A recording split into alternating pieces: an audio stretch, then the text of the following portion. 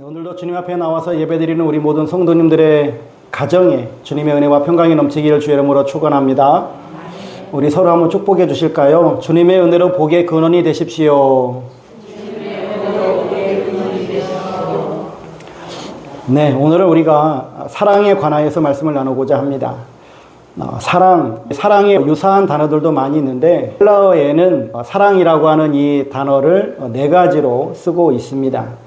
남자가 여자를 좋아하고 여자가 남자를 좋아하는 이런 이성 간의 사랑을 에로스라 했습니다. 스톨게라고 하는 사랑도 있는데 혈연적인 사랑, 부모가 자식을 사랑하고 자식이 부모를 사랑하는 사랑입니다. 또한 필리아라고 하는 사랑이 있는데 이것은 친구 간의 사랑을 말합니다. 학문을 좋아하고 사랑하고 또한 예술을 사랑하는 것도 이 범주 안에 들어가고요. 아가페라고 하는 사랑도 있습니다. 이 아가페는 잘 알다시피 하나님의 사랑이고요. 헌신적인 사랑을 의미합니다. C.S. 루이스는 이런 말을 했습니다. 우리는 에로스에 의해서 태어나고 스톨게에 의해서 양육되고 필리아에 의하여 성숙하고 아가페로 완성된다. 그렇죠. 우리는 에로스에 의해서 태어납니다. 한 남자와 한 여자가 만나서 사랑을 나눔으로 말미암아서 태어나게 되어지죠. 그리고 나서 이 부모의 사랑과 헌신을 통해서 우리는 자라가기 시작합니다. 우리 성장의 자양분이 되어지는 것이 바로 이 스톨게입니다. 그리고 나서 이제 조금 더 자라게 되어지면 이제 필리아의 사랑을 느끼게 되어지는데 친구가의 사랑도 느끼게 되어지고 학문을 더 열심히 공부하기도 하고 예술을 배우기도 하고 심취하기도 하는 이러한 일들을 하죠. 이렇게 필리아의 사랑을 통해서 우리는 인격이 성숙한다라고 합니다. 하지만 완성되지는 못하죠. 그러다가 이제 아가파의 사랑을 만나게 되어지면 하나님의 사랑, 헌신적인 사랑, 절대적인 사랑을 만나게 되어지면 그 안에서 이제 우리는 인격이 완성이 되어져 갑니다. 그러니 우리는 한평생 사랑 속에서 나고 사랑을 배우면서 자란다라고 할 수 있겠죠. 그런데 문제는 우리가 사랑 속에서 나고 사랑을 배우면서 자라가는데 과연 나의 사랑의 수준은 어디까지인가 라고 하는 거예요. 나는 지금 사랑을 어디까지 배웠느냐, 얼마만큼 배웠느냐라고 하는 것이 중요하겠죠. 만약에 아직도 에로스적인 사랑에 머물러 있다면 이건 유치한 수준인 거고요. 스톨게, 즉 이 혈연적인 사랑에만 머물러 있다라고 한다면 아직까지도 좁은 사랑에 갇혀 있는 겁니다. 필리아에 있다라고 한다면 사랑이 어느 정도 올라가 있기는 하지만 그러나 진정한 사랑은 아직도 모르는 겁니다. 아가페의 사랑을 알아야겠죠. 즉 헌신적인 사랑, 그리고 희생적이고 온전한 이 하나님의 사랑을 우리가 알아야 합니다. 과연 그렇다면 나의 사랑은 어느 수준일까? 이 사랑의 수준이 내 인격의 수준이고 내 신앙의 수준이 되어질 텐데요. 과연 우리는 얼마만큼의 사랑을 하고 있는가라고 하는 것을 생각해 보아야 할 터인데 하나의 이 예화를 하나 소개해 드리려고 합니다. 1946년 노벨 문학상을 받은 헤르만 헤세가 쓴 글 중에 이런 글이 있습니다. 한 부부가 오랜 시간이 걸려가지고 자녀를 낳게 되어졌습니다. 근데 이 자녀를 낳고 이 얼마나 소중하겠어요. 그런데 이 자녀를 낳고 기뻐서 어쩔 줄 모르고 있는데 한 신비한 노인이 나타나서 이 산모에게, 어머니에게 이렇게 이야기를 하는 겁니다. 내가 이 아이를 위해서 한 가지 소원을 들어줄 테니까 말해보라고. 그래서 이 어머니가 깊이 숙고한 다음에 이야기를 합니다. 모든 사람으로부터 사랑받는 아이가 되게 해주십시오. 정말 이 아들은 어렸을 때부터 모든 사람으로부터 사랑을 받고 자라게 되어집니다. 그러나 이렇게 사랑과 칭찬만 받기만 하다 보니까 이 아이는 교만해지고요. 남을 사랑할 줄 모르는 사람이 되어집니다. 결국 그러다 보니까 이 사람이 이제 노인이 되어졌을 때는 몹시 비참하고 쓸쓸했다라고 합니다. 그때 다시 그 노인이 나타나서 묻습니다. 너는 많은 사람으로부터 사랑을 받았지. 그래서 정말 행복했느냐라고 묻자 이 사람은 말합니다. 아닙니다. 내 마음은 너무나 허전합니다. 할 수만 있으면 새롭게 축복해 주십시오. 남을 사랑하는 사람이 되게 해 주십시오. 라고 이야기했다라고 합니다. 어떻습니까? 여러분들은 공감이 되시나요? 사람은 누구나 사랑받을 때보다 사랑할 때 더 행복해진다라고 합니다. 왜 사랑할 때 행복해지느냐, 뭐 이런 것들을 이제 좀 학문적으로 보게 되어지면 자기 통제권을 가지고 있기 때문에 그러하고, 행복의 노력이 나의 의미와 목적을 부여하기 때문에 그러하고, 상대와의 연결을 더욱더 강화할 뿐만 아니라 상대의 행복을 보는 것이 나의 행복이 되어진다라고 하는 어떤 이러한 이론적인 바탕은 있기는 해요. 그런데 더 궁극적으로 보게 되어지면 우리는 하나님의 형상을 따라서 지음받았거든요. 하나님은 사랑이시라. 하나님께서는 사랑 자체이시기 때문에 우리들도 하나님의 형상을 닮아서 사랑을 할 때, 그때 진정으로 행복감을 느끼게 되어집니다. 그래서 우리는 예수 그리스도를 믿고 하나님의 형상이 회복이 되어지면 사랑하는 것, 이것이 우리의 삶의 근본 정신이 되어집니다. 그런데 우리의 현실을 한번 놓고 보면 정말 신앙생활 오래 하고 하나님을 더 많이 알아가면 우리가 정말 사랑이 풍성하여지고 그럴까요? 정말 그런 것 같습니까? 여러분들 신앙의 연수를 한번 생각해 보세요. 여러분들이 과거보다 지금도 훨씬 더 많은 사랑을 가지고 있으신가요? 아니면 뭐 옛날이나 지금이나 별반 다르지 않다라고 생각이 되시나요? 신앙생활 하는 분들을 보게 되어지면 신앙생활을 참 오래 하셨고 신앙생활 열심히 하시고 뭐 하나님과 가깝다고 이야기하고 그리고 기도생활도 많이 하시는데 오히려 이기적이고 사람을 무시하는 사람들도 적지 않아요. 참 이상한 일이죠. 하나님을 더 많이 알고 하나님과 가까운데 왜 그러할까? 또 생각해 봐야 될 것은 교회가 사랑이 있어야 한다라고 하는 이 말도 또한 우리가 깊이 생각을 해 보아야 될 말입니다. 열심히 교회 생활을 하고 우리가 신앙생활 하면 사랑이 풍성해지는 것과 같이 그런 사람들이 모인 공동체인 교회도 또한 사랑을 실천해 나가야 되겠죠. 과연 그렇다고 한다면 교회가 어떠한 사랑을 나가야 되느냐?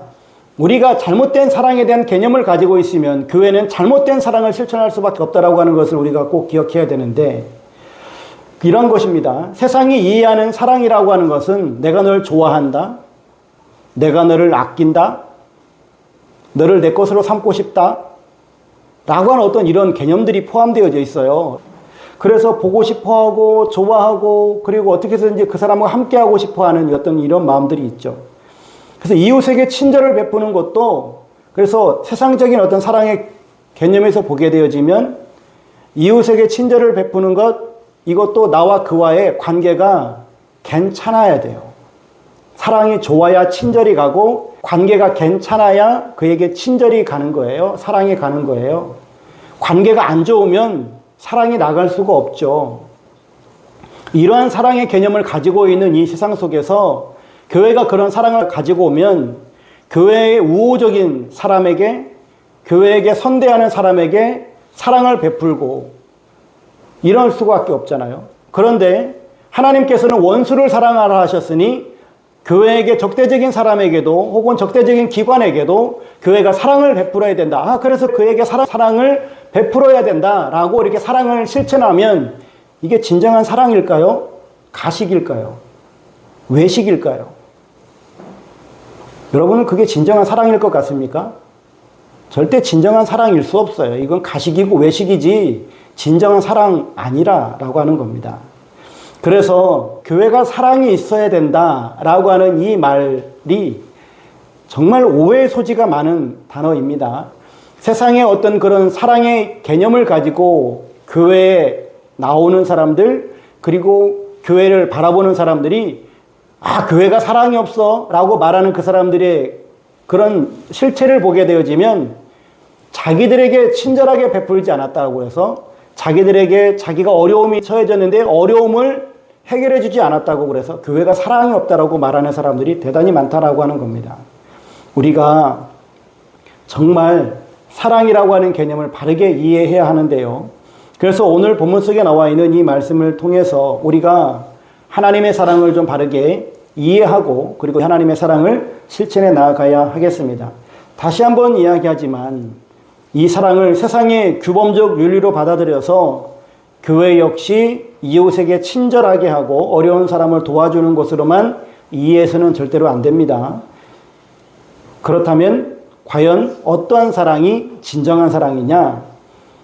오늘 8절 말씀에 보면 하나님은 사랑이심이라 라고 말씀합니다.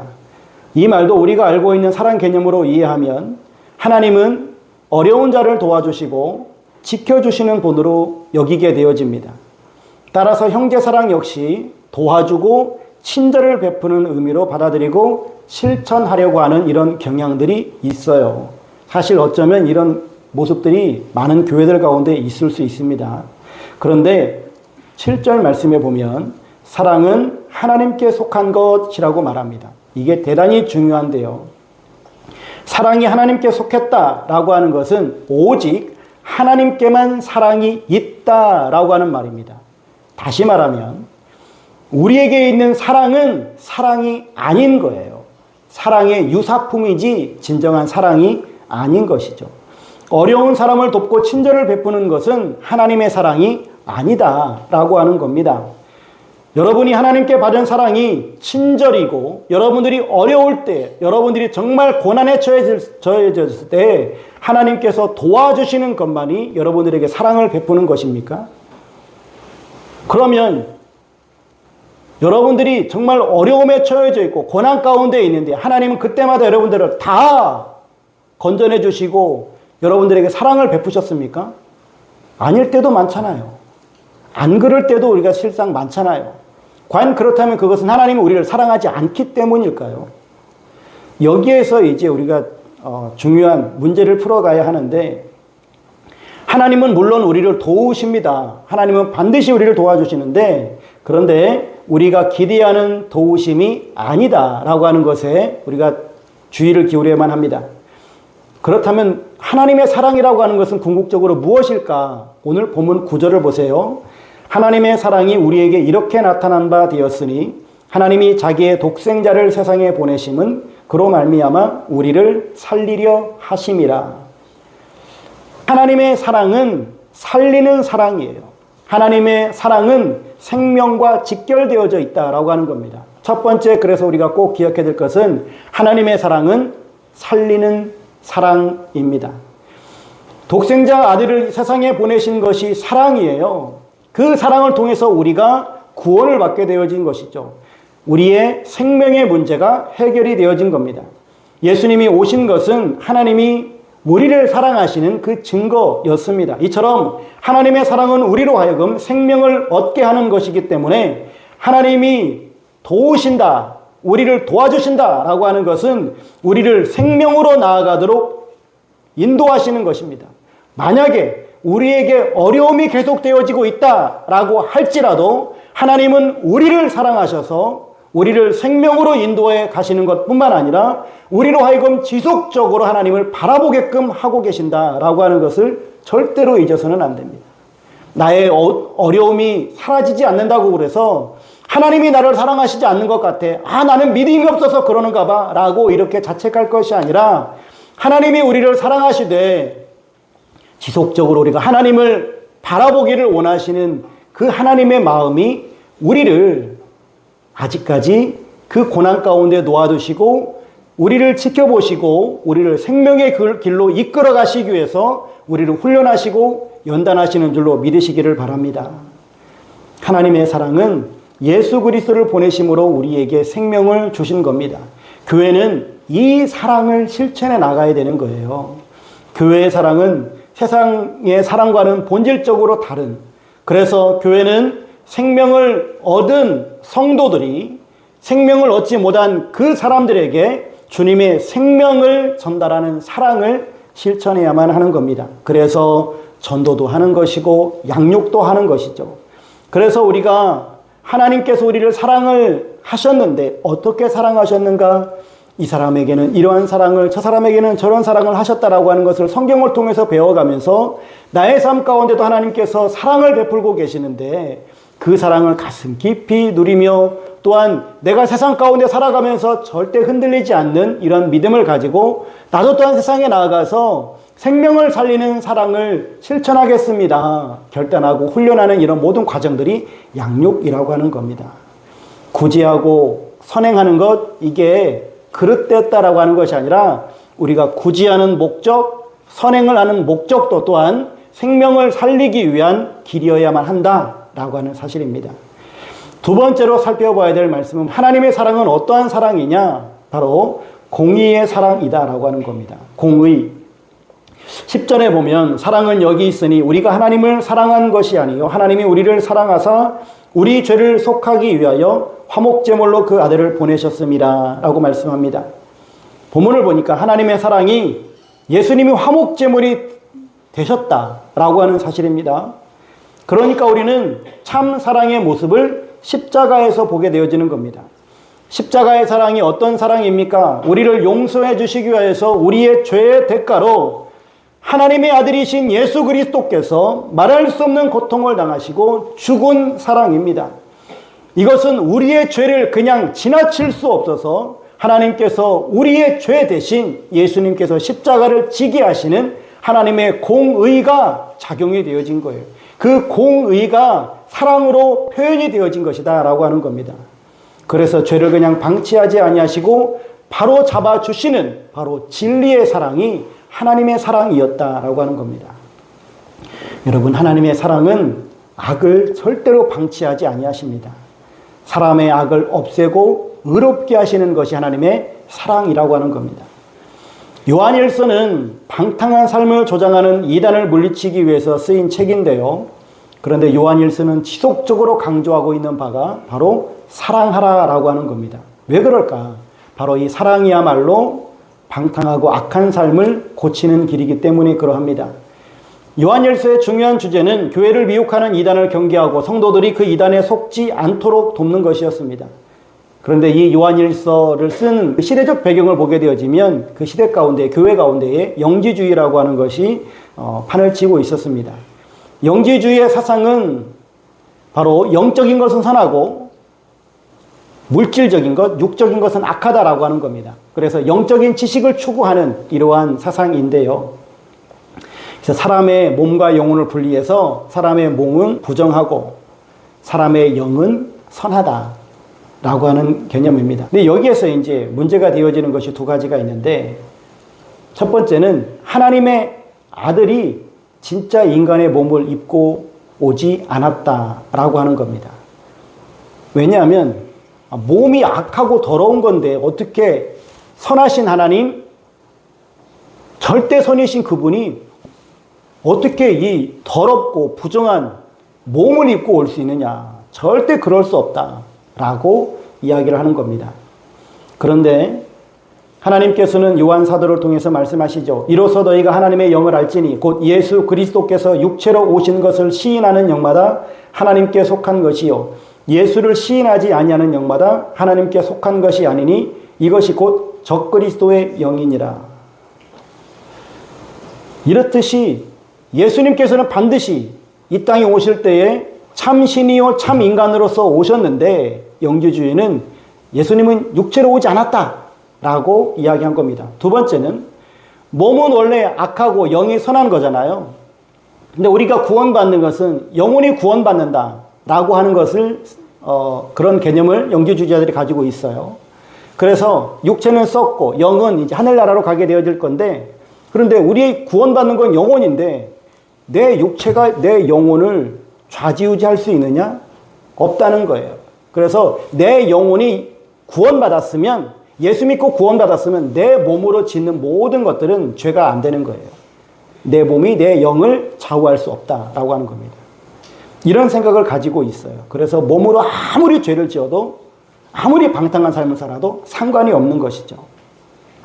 사람들이 이런 교훈들을 좋아했을까요? 싫어했을까요? 좋아하는 사람들이 많았죠. 왜냐하면 사람은 방탕하게 살고 자기의 정욕대로 살아가기를 소망하거든요. 또 이러한 사상들이 헬라 철학과도 맞다. 그렇기 때문에 헬라 사람들은 좋아했습니다. 옛날 이스라엘 사람들을 한번 생각해 보세요. 그들은 가나안 땅에 들어가자마자 바알과 아세라에 쉽게 빠져들었거든요. 왜 그랬냐면 바알은 풍요의 신입니다. 비의 신이고요. 아세라는 다산의 신이에요. 그래서 이스라엘 사람들이 이 가나안 땅에 정착한 이후로 끊임없이 바알과 아세라에 치우쳐 살아가는데, 뭐 다른 여러 요인들이 있을 수 있는데 그 가운데 하나 대표적인 것이 무엇이냐면, 이들은 바알과 아세라의 신전에 가게 되면, 그래서 합법적으로 음행을 저지를 수 있어요. 이런 방탕한 삶을 살아가는 것을 사람들이 죄악시함에도 불구하고 이것이 합법적이게 되어지면, 이것이 당연한 것이 되어지면 거기에 너도 날라도 할 것 없이 빠져들게 되어 있다라고 하는 겁니다. 사실 이런 바알과 아세라를 숭배하는 신앙은 지금 이 시대에 없어졌을까요? 아니요. 지금도 고스란히 남아 있습니다. 고스란히 지금 아주 이 세계를 휘어잡고 있습니다. 바알은 아까 무슨 신이라고 그랬죠? 풍요의 신입니다. 지금 그것은 우리 현대말로 다시 바꾸면 농사에서 풍년을 이루고 풍요를 이루는 것이 지금 뭐로 바꾸면 되었나요? 성공이라고 하는 겁니다. 잘 먹고 잘 사는 거예요. 이게 바알 신입니다. 그리고 아세라는요, 다산의 신이잖아요. 아이를 많이 낳는 것. 이것이 그들에게는 경제적 기반이고 또한 한편으로는 쾌락을 가져다 주는 것인데, 그래서 지금 현재 이 세상 가운데에 자기의 기쁨을 추구하고 자기의 쾌락과 향락을 추구하는 이런 문화가 만연되어져 있잖아요. 자기가 원하는 것을 다 하려고 하는 이런 마음들이 있습니다. 이것이 바로 현대판 바알과 아세라를 섬기고 있는 것인데, 여러분들이 생각할 때 술과 방탕, 사치, 성적 문란 이런 것을 엄격하게 금하는 사회와 이런 것 괜찮다라고 말하는 사회가 있으면 여러분들은 어느 사회를 더 가고 싶어 하십니까? 억압하는 사회예요? 아니면 그냥 자유롭게 놓아두는 사회예요? 사람은 누구나 할 것 없이 자유롭게 놓아두는 그 사회를 더 추구한다니까요. 근데 교회 안에 이러한 것들이 그냥 스멀스멀 들어와요. 그러다 보니까 교회가 거룩성을 잃게 되어지는 것이죠. 당시 이단들이 성도들을 이렇게 유혹합니다. 그래서 요한일서는 이런 잘못들을 바로잡기 위해서 두 가지의 강력한 교훈을 주죠. 첫 번째는 하나님의 아들이 진짜 인간의 몸을 입고 오셨다. 그분이 바로 예수님이다라고 하는 것이고, 두 번째는 성도들은 방탕한 삶을 살면 안 된다라고 하는 것이었습니다. 바르고 거룩하게 살아야 한다는 것입니다. 그러면 바르고 거룩하게 사는 삶을 살기 위해서는 어떠한 삶을 살아야 되느냐? 어떻게 하면 이리 바르고 거룩한 삶을 살 수 있느냐? 그것이 바로 이웃을 사랑하는 삶이다 라고 하는 겁니다. 우리의 사랑은 사람의 방탕을 고쳐줄 수 있는 사랑이 되어져야 돼요. 아까 다시 처음으로 돌아갈까요? 10절 말씀에 말하는 것처럼 하나님의 사랑은 예수 그리스도를 통해서 화목제물이 되게 하시는, 십자가를 지심으로 말미암아 화목제물이 되어지심으로 말미암아 사람들을 죄 용서하게 하고 그리고 거룩하게 하시는 이 일을 하셨습니다. 우리 그리스도인들이 본받고 실천해야 될 사랑이 바로 이거다라고 하는 것이죠. 세상 가운데 방탕하고 그리고 음란한 삶을 살아가고 있는 그들에게, 우리 그리스도인들이 그들에게 사랑을 베풀어서 그들이 바르고 거룩한 삶을 살아갈 수 있도록 우리 그리스도인들이 그들에게 사랑으로 나아가야 한다라고 하는 겁니다. 여러분, 교회는 죄인들이 모이는 공동체입니다. 죄인들이 교회로 와요. 우리는 완전한 의인으로 바뀐 사람들이 아니라 여전히 태생적으로는 죄인이지만 하나님께서 예수 그리스도를 믿음으로 말미암아서 칭의, 의롭다 여겨주신 사람들입니다. 칭의를 받은 사람이지라 우리가 아직 완전한 의인은 되지 못했는데, 그런데 우리가 예수님을 본받고 배움을 통해서 우리가 하나님으로부터 죄 용서함을 받은 우리들이 이제는 죄인들이 모여 살아가고 있는 이 공동체 안에서 내가 아직까지 죄인이니까 나는 그냥 죄짓고 살란다 라고 하는 것이 아니라 이 안에서 우리가 하나님의 사랑을 배우고 배움으로 말미암아서 우리가 조금씩 더 거룩한 존재로, 더 나아진 존재로 하루하루 변해가는 성화의 길을 걸어가고 있는 중에 있습니다. 이러한 사람들, 즉 교회는 죄인들이 모이지만 방탕한 집단이 되어서는 안 된다라고 하는 것이죠. 거룩을 추구하고 거룩한 삶으로 변화를 이끌어가는 사람들이 되어져야 한다라고 하는 것이죠. 그러면 세상에 살던 사람들 중에 정말 죄짓고 방탕한 사람이 교회로 왔어요. 그 사람이 교회에 등록하려고 해요. 그러면 그 사람을 받아줘야 됩니까? 받아주지 말아야 됩니까? 동성애자가 교회로 왔어요. 그러면 동성애자를 받아줘야 됩니까? 받아주지 말아야 됩니까?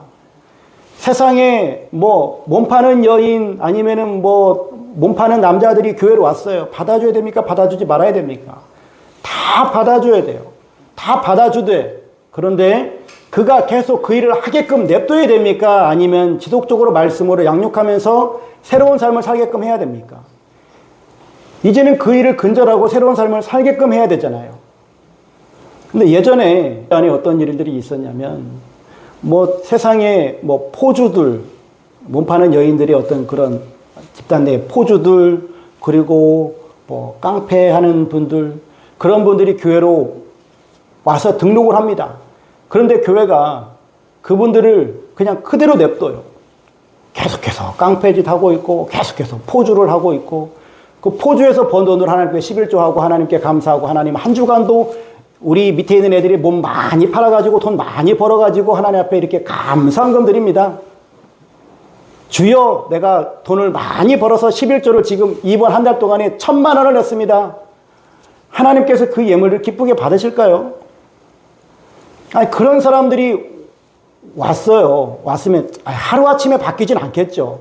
그러나 지속적으로 말씀을 양육함을 통해서 그들이 변화를 꾀어가고 이제는 직업을 바꿀 수 있도록 인도해 줘야 되는 것이 교회의 사명 아니겠어요? 이게 이제 우리의 어려운 과제 중에 하나인 겁니다. 악한 사람들을 형제 자매로 받아주어서 방치하는 게 아니라 꾸준히 그가 정의와 공의를 그리고 진리를 실천할 수 있는 사람으로 고쳐줘야 한다라고 하는 것이죠. 그래서 교회는 온갖 죄인들이 다 모인 곳이지만 더럽고 방탕한 공동체가 되어서는 안 됩니다. 그 악한 사람들이 꾸준히 변화되고 거룩해져서 모든 교인이 방탕과 악에서 멀어지고 교회도 거룩한 공동체가 되어야 되는 줄로 믿습니다. 오늘 본문을 통해 하나님께서는 사도 요한을 통해서 우리들에게 말씀해 주고 계십니다. 하나님의 사랑은 생명을 살리는 사랑이다. 하나님의 사랑은 공의의 사랑이다. 그래서 우리는 생명을 살리는 사랑으로 나아가야 될 것뿐만 아니라 주변에 있는 악하고 음란하고 패역한 사람들이 있다면 그들을 주님의 진리로 공의로 인도해 갈 수 있는 사랑을 실천하라라고 하는 것이 오늘 본문 속에 하나님께서 우리에게 주시는 말씀입니다. 하나님의 사랑으로 정말 풍성한 사랑을 누리고 또한 이 사랑을 세상 가운데 펼쳐 보일 수 있는 여러분들의 삶이 되시기를 주의 이름으로 축원합니다.